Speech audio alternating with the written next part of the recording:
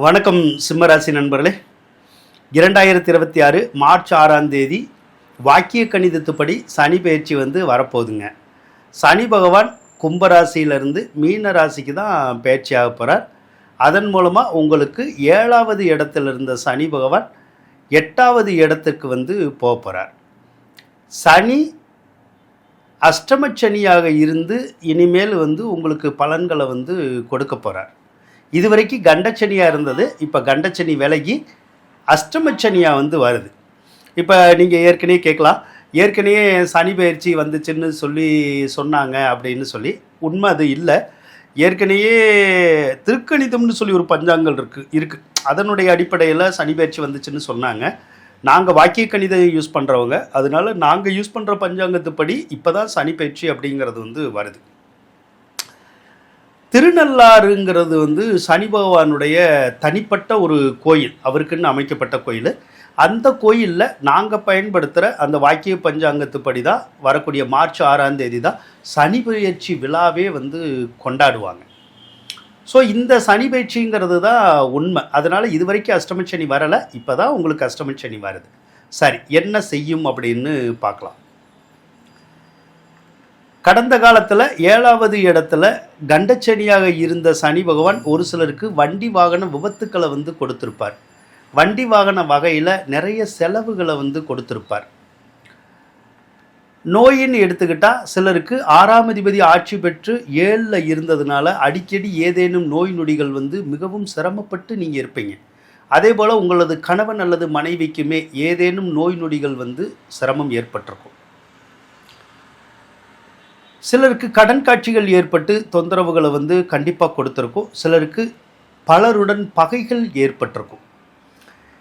7ஆம் அதிபதி 7ல் ஆட்சி பெற்று வலிமையாக இதுவரைக்கும் இருந்ததுனால சிலருக்கு திருமண பாக்கியம் கொடுத்துருப்பார். சிலருக்கு காதல் மலர்ந்திருக்கும்.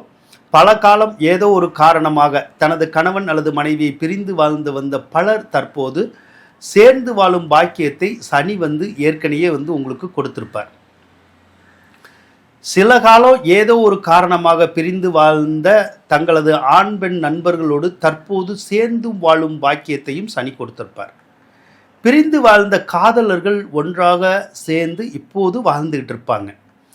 மார்ச் 6க்கு மேல் 8வது இடத்துக்கு வரும் அஷ்டமச்சனி கொடுக்கும் பலன்கள் என்ன அப்படின்னா, இனி 7ஆம் அதிபதி சனி 8ல் இருப்பதால் கொடுக்கும் பலன்களை தான் பார்க்க போகிறோம். இனி 2.5 வருடங்களுக்கு பல சிம்ம ராசிக்காரர்களுக்கு அடிக்கடி ஏதேனும் ஒரு சில நோய் நொடிகள் ஏற்படக்கூடிய வாய்ப்பு இருக்கும். ஒருவேளை உங்களுக்கு எந்தவித நோய் நொடிகளும் வராவிட்டாலும் உங்களது கணவன் அல்லது மனைவிக்கு ஏதேனும் நோய் நொடி தாக்கம் கொஞ்சம் இருக்கும், ஆனால் பெருசாக பாதிக்காது. பலருக்கு வாகன விபத்துக்கள் ஏற்படக்கூடிய வாய்ப்புகள் கூட இருக்கும், அல்லது தடுமாறி கூட கீழே விழுகக்கூடிய ஒரு அமைப்பு இருக்கும். அதனால கொஞ்சம் கவனமாக நம்ம இருக்கணும். சிலருக்கு வெளிக்காயங்கள் அல்லது உள்காயங்கள் ஏற்பட நேரிடும். சிலருக்கு வெட்டுக்காயங்கள் ஏற்படக்கூடிய ஒரு வாய்ப்புகளும் இருக்குது. சிலர் கல்லால் அடிபட வாய்ப்புண்டு, சிலர் கம்பால் கூட அடி வாங்க நேரிடும். அதனால் யாரு கூடயும் வம்பு வழக்குகள் வைக்காமல் இருக்கிறது நல்லதுங்க. சிலருக்கு கைகால் வலி அல்லது மூட்டு வலி ஏற்படக்கூடிய ஒரு அமைப்பு இனி அஷ்டமச்சனி வர்றதுனால கொஞ்சம் இருக்கும். கணவன் மனைவி ஒன்று கூடி வாழ விடக்கூடாது அப்படிங்கிறது தான் சனியினுடைய நோக்கமாக இருக்கும். அதாவது அஷ்டமச்சனியினுடைய நோக்கமாக இருக்கும். அதனால் பல சிம்ம ராசிக்காரர்கள் மனைவியை பிரிந்தே வாழும் சூழ்நிலை உருவாகும், அல்லது பெண்ணாக இருந்தால் கணவனை பிரிந்து வாழக்கூடிய ஒரு சூழ்நிலை இனிமேலும் உருவாகலாம். சில வருடங்கள், சில மாதங்கள் அல்லது சில நாட்களாவது பிரிந்து வாழ வேண்டும் என்பதே சனியினுடைய நோக்கமாக இருக்கும். சிலர் வேலை நிமித்தமாக பிரிந்து வாழும் சூழ்நிலை கூட ஏற்படலாம். அதாவது ஏதாவது ஒரு வேலையின் காரணமாக கணவன் மனைவி வேறு ஊர்களுக்கு மாறி போய் வாழலாம். சிலர் பிரிந்து வாழாவிட்டால் அடிக்கடி சண்டை சச்சரவுகளை ஏற்படுத்தி குடும்பத்தில் நிம்மதி இழந்து கணவன் அல்லது மனைவியை ஒரு சிலரை மட்டும் கொஞ்சம் பிரிஞ்சு போகிற மாதிரி செஞ்சிடும். அதனால் கணவன் மனைவிக்குள்ள கருத்து வேறுபாடுகள் இருந்தால் கொஞ்சம் கவனமாக பார்த்துக்கணும். சில கணவன் மனைவிக்கு டைவர்ஸ் கூட ஏற்படணும் அப்படிங்கிற அமைப்பெல்லாம் கூட ஒரு சிலருக்கு இருக்கும். தசாபுத்திப்படியும் ஒரு சிலருக்கு அந்த மாதிரி பலன்கள் இருந்தால் அது வந்துடும். ரொம்ப பொறுமை காக்கிறது நல்லது. சில கணவன் மனைவியர் ஒரே வீட்டில் வாழுவாங்க, ஆனால் வாய் கூட பேச முடியாத சூழ்நிலை இனிமேல் கொஞ்சம் உருவாகும். அதெல்லாம் நம்ம கொஞ்சம் பொறுத்து போகணும். கணவன் மனைவிக்குள்ளே எப்படிப்பட்ட கருத்து வேறுபாடுகள் வந்தாலும் நம்ம பேச்சை குறைச்சிக்கிட்டு அமைதியாக இருந்துக்கணும். அதுக்காக தேவையில்லாத நம்ம பேசக்கூடாது. ஏன்னா அஷ்டமச்சனிங்கிறது ஒரு 2.5 வருட காலம்தான். அதை ஈஸியாக நம்மளால் கடக்க முடியும். அதை கடந்துட்டால் அதுக்கப்புறம் கணவன் மனைவிக்குள்ளே எந்த விதமான ஒரு பாதிப்பும் இருக்காது. குடும்பத்தில் இனி அடிக்கடி சண்டை சச்சரவுகள் வந்தாலும் எவ்வளோ தூரம் நம்மளால் பொறுத்து போக முடியுமோ பொறுத்து போயிடணும், அவ்வளோதான். லவ் பண்ணக்கூடிய சிலருக்கு, லவ்வர்ஸுக்கு மற்றும் நெருங்கிய தகாத உறவில் இருக்கும் ஆண் பெண்கள் இருக்காங்கல்ல, பலருக்கு பிரிவினை ஏற்படக்கூடிய ஒரு அமைப்பு இருக்கும். அதாவது பிரேக்கப் ஏற்படக்கூடிய வாய்ப்புகள் கொஞ்சம் இருக்கும். பல சிம்ம ராசிக்காரர்களுக்கு திருமணம் ஏற்கனவே நடந்திருக்கும். ஆனால் இனிமேல் தடைபடுறதுக்கான வாய்ப்புகள் கொஞ்சம் இருக்கும். ஆனால் தொடர்ந்து நீங்கள் முயற்சி பண்ணிக்கிட்டே இருந்தீங்கன்னா நடந்துடும். வெகு நாட்கள் பழகிய அல்லது நல்ல மதிப்பு மிக்க ஆண் பெண் நண்பர்கள் ஏதோ ஒரு காரணத்தால் மனக்கசப்பு ஏற்பட்டு பிரிந்து போகிறது கூட வாய்ப்பு இருக்குது. அல்லது அந்த நட்பு பட்டும் படாமல் மாறக்கூட நேரிடும். அதுலேயும் நம்ம கவனமாக இருக்கணும். வண்டி சம்பந்தப்பட்ட அல்லது இரும்பு சம்பந்தப்பட்ட தொழில் செய்வோர் கவனமும் எச்சரிக்கையுடனும் இருக்கணும். ஏன்னா அந்த தொழில் கொஞ்சம் மந்தமடையும். வண்டி அல்லது இரும்பு சார்ந்த தொழில் இல்லாமல் பிற தொழில்கள் செய்வோருக்கு எந்த பிரச்சனையும் இல்லை. அதேமாதிரி வண்டி சம்பந்தப்பட்ட இரும்பு சம்பந்தப்பட்ட வகையில் வேலை பார்க்குறவங்களுக்கு எந்த பிரச்சனையும் வராது. தொழில் பார்த்தா தான் அந்த தொழிலை நடத்த முடியாமல் ஏதாவது ஒரு வகையில் நமக்கு அந்த தடங்கல்கள் அப்படிங்கிறது இருக்கும். சில நேரம் எந்த காரியமும் செய்ய முடியாமல் பல காரிய தடைகள் ஏற்படுறதுக்குடைய ஒரு அமைப்பு இருக்கும்.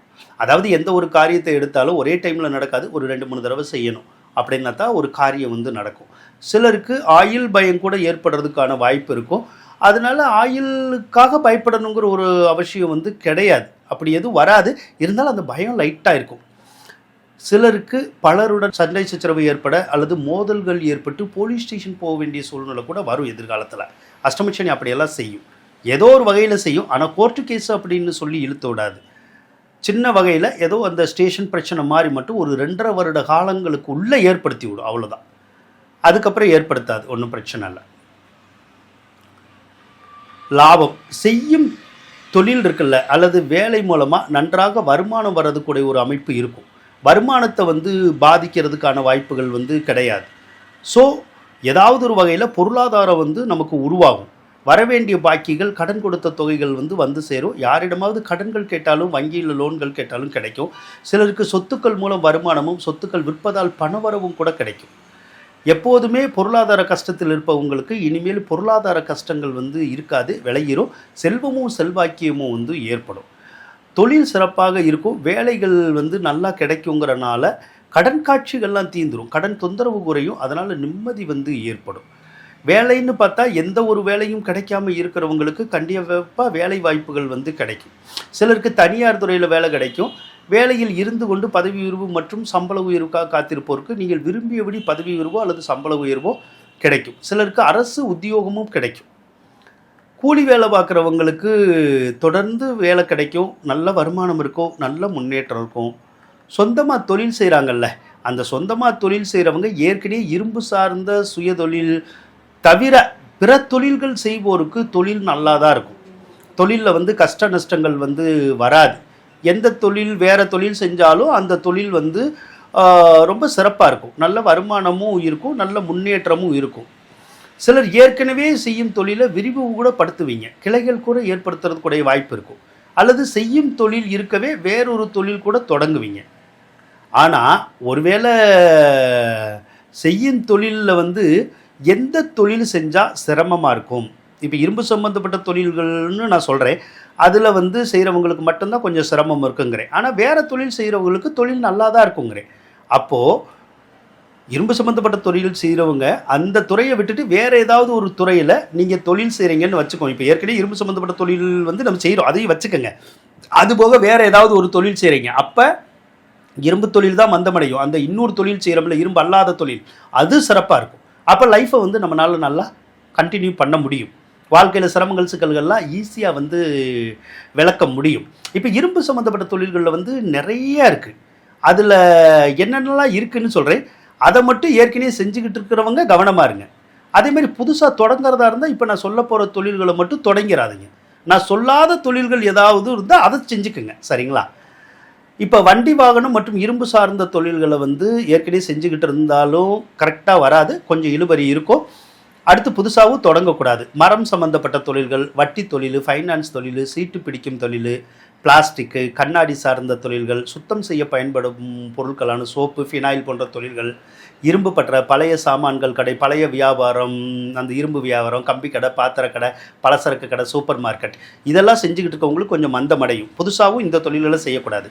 மில்லு சம்மந்தப்பட்ட தொழில்கள், இயந்திரங்களை இயக்கும் தொழில்கள், ஃபேக்ட்ரி, தையல் தொழில், அயனிங், சாயத் தொழில்கள், பெயிண்டிங், ரப்பரு, தோல், கம்பளி சம்மந்தப்பட்ட தொழில்கள், உணவு எண்ணெய், சாப்பிடக்கூடிய எண்ணெய் வகை பொருட்கள் அல்லது எரிபொருள் சம்மந்தப்பட்ட எண்ணெய், பெட்ரோல், டீசல், அது மாதிரி தொழில்கள்லாம் கூட நமக்கு கரெக்டாக வராது. கசாப்பு கடை, ஃபர்னிச்சர் கடை, மண்ணாலான பொருட்கள், கல், மண், கருங்கல், செங்கல், சிமெண்ட்டு, கிரானைட்டு, கட்டுமான தொடர்பான தொழில்கள் கொஞ்சம் ஸ்மாராக தான் இருக்கும், அதிக வளர்ச்சி கொடுக்காது. கயிறு, சாக்கு, பேப்பர், அட்டைப்பெட்டி, பேக்கிங் போன்ற தொழில்கள், ஃபோட்டோ ஸ்டுடியோ, மின்னணுவியல், செல்ஃபோன் தொடர்பான தொழில்கள் கொஞ்சம் ஸ்மாராக தான் இருக்கும். சாலை போடும் தொழில்கள், அதே மாதிரி போர்வெல் தொழில்கள், அதுவும் ஸ்மாராக தான் இருக்கும். செருப்பு வகைகள், பைகள், ஹவுஸ்கீப்பிங் தொழில்கள், பின்னம் சம்மந்தப்பட்ட தொழில்கள், துர்நாற்றம் வீசும், தூசு கிளம்பும் தொழில் செய்பவர்களுக்கெல்லாம் அந்த தொழில் கொஞ்சம் மந்தமடையும். புதுசாக தொடங்குறதா இருந்தால் அதை மட்டும் தொடங்காதீங்க. அதே மாதிரி வீட்டில் வளர்க்கும் விலங்குகளை விற்பனை செய்யும் தொழில்கள் இருக்குல்ல, ஆடு, மாடு, நாய், குதிரைகளை விற்பனை செய்கிறோம் இல்லையா, அந்த தொழிலுமே கொஞ்சம் மந்தமடையும். அந்த தொழிலில் இருந்தாலும் நீங்கள் வேறு தொழிலில் மாற்றிக்கிறது நல்லது.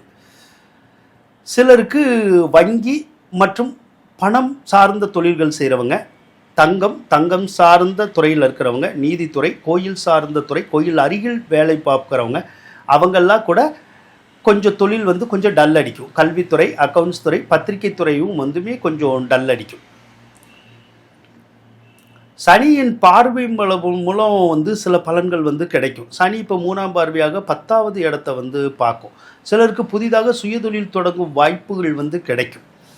7ஆம் பார்வையாக 2வது இடத்தை பார்ப்பதால் குடும்பத்தில் வருமானத்தில் ஏற்றத்தாழ்வுகள் இருக்கும், ஆனால் வருமானம் வரும். சிலரது வீட்டில் ஏதேனும் ஒரு காரணமாக அடிக்கடி சிறு சிறு சண்டை சச்சரவுகள் மட்டும் போகும். சனி 10ஆம் பார்வையாக 5ஆம் இடத்தை பார்ப்பதால் சிலருக்கு குழந்தை பிறப்பதில் சில தடை தாமதம் ஏற்பட்டு பின்னர் குழந்தை பிறக்கிறதுக்கான வாய்ப்புகள் கிடைக்கும். மாணவர்களை பொறுத்த வரைக்கும் கல்வி சிறப்பாக இருக்கும், தேர்வில் வெற்றி பெறுவீங்க, அதிக மதிப்பெண்கள் எடுத்து பாஸ் பண்ணுறதுக்குடைய வாய்ப்புகள் இருக்குது. துரதிர்ஷ்ட எண் அப்படின்னா 8ஆம் நம்பர். அந்த நம்பரை ஒரு 2.5 வருஷ காலம் அஷ்டமச்சனி காலத்தில் யூஸ் பண்ணாதீங்க. 8ஆம் நம்பர்னு நீங்கள் எந்த நம்பரை யூஸ் பண்ணீங்கனாலும் அது உங்களுக்கு துன்பத்தை கொடுக்கக்கூடிய ஒரு நம்பராக தான் இருக்கும். அதனால் அந்த நம்பரை பயன்படுத்தாதீங்க. இனி வருங்காலங்களில் சனிக்கிழமை தோறும் நன்மை செய்யாது. அதனால் சனிக்கிழமை தோறும் எந்த ஒரு வேலையோ முக்கியமான நல்ல காரியங்களையோ செய்யாதீங்க. அப்படி செஞ்சீங்கன்னா அந்த காரியங்கள் நடக்காது.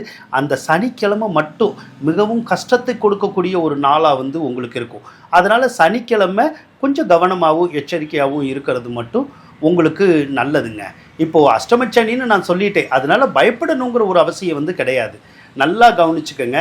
அஷ்டமச்சனியிலையும் உங்களுடைய வாழ்க்கை நல்லா இருக்கும், காசு பணம் கிடைக்கும், வேலை கிடைக்கும், தொழில் நல்லா இருக்கும், மற்ற எல்லா விஷயமுமே நல்லா இருக்கும், எதுலேயுமே கெட்டு போகாது. எந்த ஒரு விஷயம் பாதிக்கும்னா இரும்பு சார்ந்த நான் தொழில்கள் இப்போ சொன்னேன்ல, அந்த தொழில் செஞ்சுக்கிட்டு இருக்கவங்களுக்கு தொழில் மந்தமடையும், அவ்வளோதான். அதே போல் வாகனத்தில் பார்த்து போகணும். சொந்தமாக வண்டி வாகனம் வாங்கிக்கலாம், தொழிலுக்காக வண்டி வாகனங்கள் வாங்கக்கூடாது. அடுத்து இந்த கணவன் மனைவி உறவு பிரச்சனை இருக்குல்ல, அதில் மட்டும் சில கருத்து வேறுபாடுகள் வரும். ஒன்று கணவன் மனைவிக்குள்ளே கொஞ்சம் பிரிஞ்சிருக்கிற மாதிரி வரும், பிரிஞ்சிருக்கிறவங்களுக்கு பெரிய கஷ்டங்கள் வராது. பிரிஞ்சு இல்லாதவங்களை சண்டை கிண்டை போட்டு ஒரு சிலரை பிரித்து விட்டுரும், இல்லைன்னா கணவன் மனைவிக்கு நோய் நொடிகளை கொடுக்கும். இந்த மாதிரியான ஒரு விஷயங்களை மட்டும்தான் அந்த அஷ்டமச்சனினால் நெகட்டிவாக செய்ய முடியும். வேறு வகையில் கெடுபலன்கள் செய்கிறதுக்கான வாய்ப்புகள் இல்லை. அதனால் அஷ்டமச்சனினாலே நம்ம அலட்டிக்கணுங்கிற ஒரு அவசியமும் இல்லை. நீங்கள் தைரியமாக நார்மலாகவே நீங்கள் இருக்கலாங்க. வாழ்த்துக்கள் நண்பர்களே.